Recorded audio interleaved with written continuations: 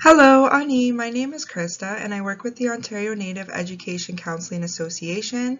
For those of you who don't know, we are an organization that is comprised of First Nation education counselors. We are linked with 136 First Nations across Ontario, and we are founded upon principles that Native communities require tools and programs that are designed specifically to improving Indigenous counseling and education services.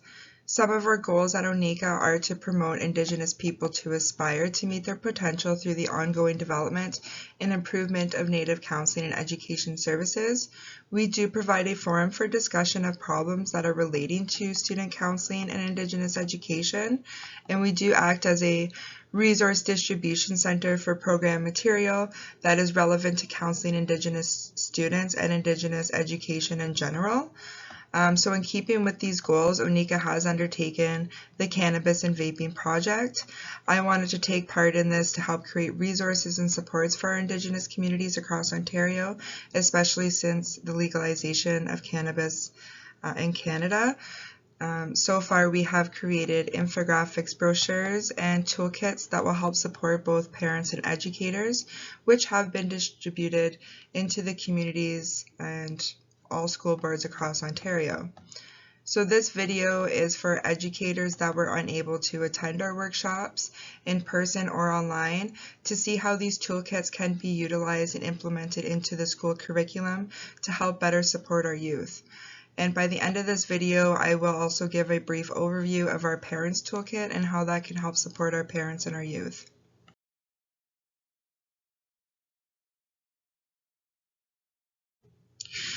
So we developed our toolkits by analyzing input from our youth advisors, elders, and community members, along with available research and best practices in order to develop culturally responsive, evidence-based learning materials that also reflect the realities of recreational cannabis and vaping faced by our youth today. We do know that it is normal for youth to be curious about cannabis, so each section will be intended to build the learner's awareness and act as a step on their path from curiosity to understanding and mastery. Each section will focus on possible harms of recreational cannabis use, incorporating those pro-social alternatives, cultural supports, and harm reduction practices intended to help our learners make healthy, informed decisions when it comes to recreational cannabis use and vaping that will help them support on moving on that good path to a good life. We organized our Educator's Toolkit using the medicine wheel as our framework. Each section is meant to represent a step on the learner's journey from curiosity to understanding and mastery.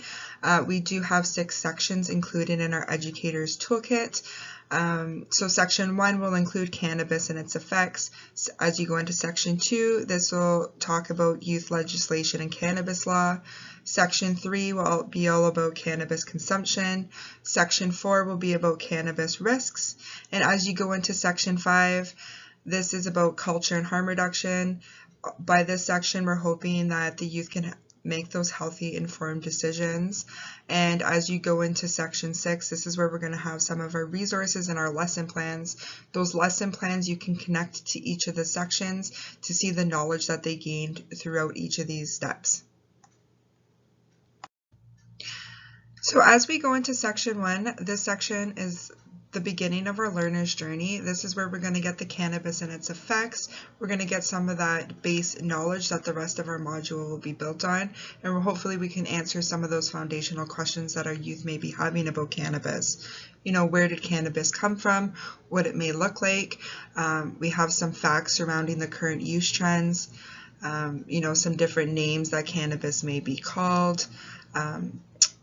That it's the most widely used drug in the world, and how cannabis can be dangerous because it can be cross-contaminated, especially when you're getting recreational cannabis off of the streets. We talk about, you know, the effects on the developing brain, how it's dangerous for youth to use it under the age of 25 because their brain is still developing. We have some videos in there about it. We also discuss how cannabis can interact with our bodies and how it can disrupt our balance throughout our body, and how it's important to maintain balance in ourselves and our families our communities. So we offer them alternatives. So instead of using cannabis and getting, the feeling you may get from cannabis, you can get it in other healthier ways, like, dancing and, taking part in sports and hobbies and exercise. And then we also discuss why cannabis can be especially harmful to our youth. So as we go into section 2, this section will be all about youth legislation and cannabis laws. This section is meant to introduce learners to their responsibilities that they have to themselves and their communities when it comes to cannabis use. We do discuss cannabis laws. We outline some of the differences between legal and illegal cannabis, and we also discuss cannabis impaired driving. We give some of the differences between legal and illegal cannabis, and we tell them how legal cannabis is strictly monitored, how the suppliers are accountable to public health and safety standards, and how black market cannabis is unmonitored and unaccountable and dangerous. That's where the cross-contamination can come in, when the youth are buying it off the streets. It's coming into contact with other drugs, and we tell them the dangers about that. We also talk a bit about youth and cannabis laws, some fines that they may face, and how cannabis laws, they can face social and legal consequences, and what some of those fines may look like. We touch a bit about reserve lands and dispensaries, how individual bands may decide to take part in provincial cannabis store framework, or they may create their own cannabis laws and ban cannabis sales on lands they may control. We talk a bit about cannabis impaired driving and how youth are particularly likely to condone or engage in cannabis impaired driving, and some of the fines that may come along with that, and some of the statistics that go along with that. This section also touches a bit about cannabis for medical purposes. During our youth roundtable discussions, a lot of the youth advised reporting recreational cannabis use for self-medicating purposes, to help them sleep, for depression and anxiety, for social skills. So we touch a bit about, how their medicinal marijuana does have to be under the supervision of a doctor, and how it's typically for adults. So as we go into section 3, this section is all about cannabis consumption. This section will contain evidence-based information on the many different forms of cannabis. We talk about the different types of cannabis products, some of the ways that they may be used, and some of the potential harms that are associated with them. We go into nicotine and cannabis vaping, what the differences between the two, especially since vaping is very socially accepted among our youth today, and we are having a little epidemic about that, and we don't have a lot of long-term research since it's so newly developed within our communities. So we give, some signs that you can tell if youth are using cannabis through vaping. They'll still get those same reactions as if they were smoking it a different way, like the red eyes, the pale skin, and then we go into the differences between, vape pens and dab pens and vaporizing and what that may look like. We go into dabbing and concentrates, because that is one of the new methods for consuming highly concentrated cannabis products, and then some of the dangers associated with that use. As we enter the next section, which is section 4, this is all about cannabis risks. This section is intended to inform the learner's understanding of some of the risks associated with recreational cannabis use. We focus on ways that it can disrupt relationships and impact their mental, physical, emotional, and spiritual well-being. We identify some of the risks associated with cannabis use, addiction and dependency, risks to mental health issues later on in life that they may develop, especially if it runs in their family, how it could harm their brain, especially under the age of 25 when their brains are still developing. So we touch on all the risks associated with that. We go into, what happens when you take too much cannabis, which is more knownly as greening out, what some of the signs and the symptoms are of those, and what you can do if you come into a situation like that, or if your friend does. We talk about some of the risk factors that contribute to addiction. And then we also have a medicine wheel framework in here where we show how cannabis can impact and cause imbalances in youth that are using cannabis, how it can impact them spiritually. They won't be participating in as many activities that they used to, and how it can impact them emotionally. It can cause them to have anxiety, or it can withdraw them from their family or hanging out with their regular group of friends, and how it can affect them physically. That's where they'll see the health changes, and maybe they'll have unexplained fatigue, increased appetite, change their sleeping pattern. And as we go into mental, that's where it will affect their decisions, their thinking, their concentration, their memory retention, their judgment making skills. So this section is where you will see all that, and where you can see how it can really impact a youth's body and brain. So as we go into section 5, this section is about culture and harm reduction.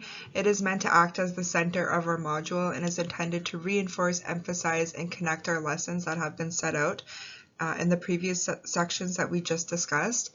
We offer some pro-social alternatives, harm reduction methods, and cultural supports intended to help our youth make those healthy, informed decisions and to help them maintain their inner balance. We had a roundtable discussion with youth last year, and we gathered reasons as to why youth may be engaging in cannabis use. A lot of them think it's okay to use now, especially since it's become legalized in Canada. They do it because of peer pressure or to fit in. Lots of them stated that they use it for, medicinal purposes, depression, helping them sleep, for social anxiety. And then that's where we go into some negative versus positive influences that youth may be facing in their life. We have a tree of life where we discuss, we show sides of ways that they may be affected negatively in their life, and then ways in which they can be affected positively in their life. And then later on, we have lesson plans that you can work with the youth, and they can create their own tree with it. And then we go into, we have a harm reduction wheel that's in the center of a drum. We have 12 principles surrounding it. So if the youth are already engaging in cannabis use, we offer some harm reduction strategies for them to use. Know where they're getting their cannabis from, use with people that they're comfortable with, avoid inhaling or holding their breath too deeply while smoking cannabis, and maybe instead use edibles or oils so they don't later get at risk of lung damage. So those are strategies and ways that youth can follow if they are already engaging in that. And then we go and discuss a bit about cultural influences and supports, and how culture can help and how that can act as a buffer against drug use. So there are other alternatives that they can use if they are feeling, overwhelmed or stressed out. They can get involved in their communities or with their culture. They can talk to elders. They can go to drumming circles and sharing circles. They can get involved in different hobbies like beading and regalia making and ribbon skirt making, or just, going for a walk out on the land when they're in situations like that and feeling like that. And those are also just good steps for them to do, to implement in their life at a young age. So, when they come into situations like, they're having a bad day, or they're feeling stressed or overwhelmed, or they have an exam coming up, instead of turning to cannabis use or other substances, it would be good for them to have like a self-care plan on other things that they can do to relieve that stress. And then we also offer ways that they can get involved in their culture if they don't if they're not already involved in it, or they don't know where to turn to. They can go to their band office, or go to their community, go talk to elders. They can, there's lots of tutorials online nowadays where you can learn how to do a lot of the traditional culture activities. As we go into section 6, there are resources and references. This is where you will find our activities, like our lesson plans. This will allow our learners to incorporate lessons and practice the knowledge that we just discussed throughout the toolkit. You can use this in many different ways. There are one-on-one activities, and then there are group exercises. I will give a few examples of what we have and how you can use them. We have one called the Stick Learner activity. This can be a group exercise. So if you were to do section 2, cannabis laws, with your class, then you can do the Stick Learner activity as a class and outline some consequences that come along with cannabis use, and then come up with some examples of how they can avoid getting those consequences and just avoid cannabis use in general. We do have an activity called the Personal Self-Care Plan. Each person would do this individually. This exercise will encourage mindfulness and get the youth to practice self-care, and then they'll have that sheet for, when they're coming into stressful situations, they can reflect on their sheet and see the different things that they can do to relieve that stress. They'll have their current practices and practices that they would like to try. We do have another group activity in here. It's kind of like a sharing circle. So as a class, you can sit down in a circle and discuss some reflective questions and see why youth are using or why they may engage in it for the first time. If they see cannabis as being problematic for them, and what the potential dangers of cannabis use can be, that would be a good class discussion that you can do as a sharing circle. And we do offer a final quiz at the end of this section, just to test the knowledge of each section.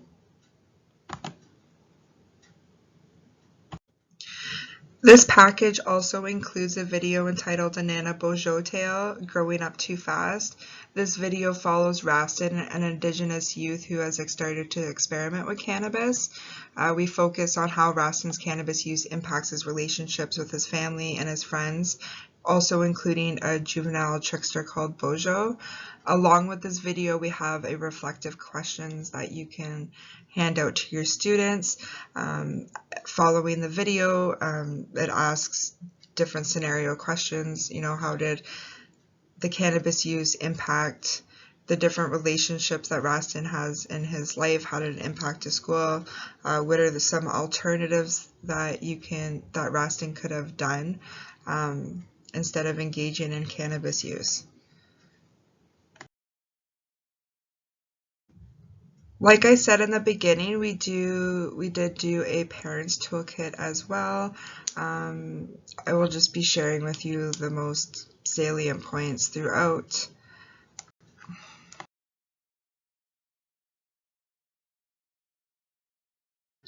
So this is the start of our parents toolkit. I am just going to quickly touch on some of the topics that are in there and the differences between the parents toolkit and the educators toolkit.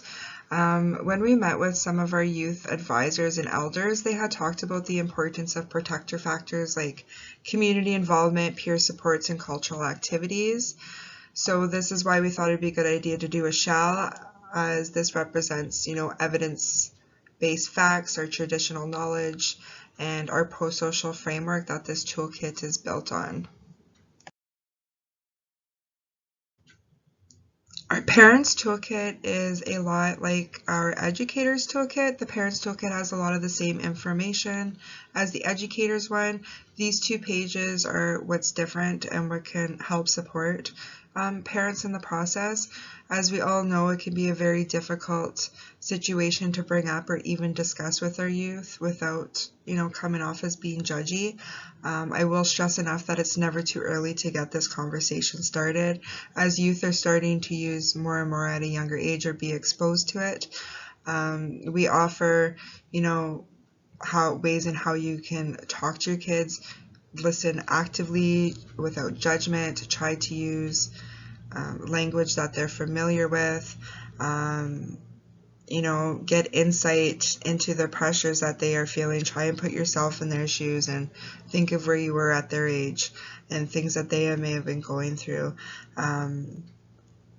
Try and lead by example, reflect on your own substance use and coping strategies, and always just have, a positive attitude and an open mind, and thank them for sharing with you all the time. And if you don't know how to get that conversation started, we offer some conversation starters. You can ask them if they've ever felt pressured to use cannabis, if their friends are using it. Is there anything that they would like to know about it? Have they ever used cannabis because they felt stressed, or, ask them what they do to relieve the stress that they're feeling. Ask them what brings them joy.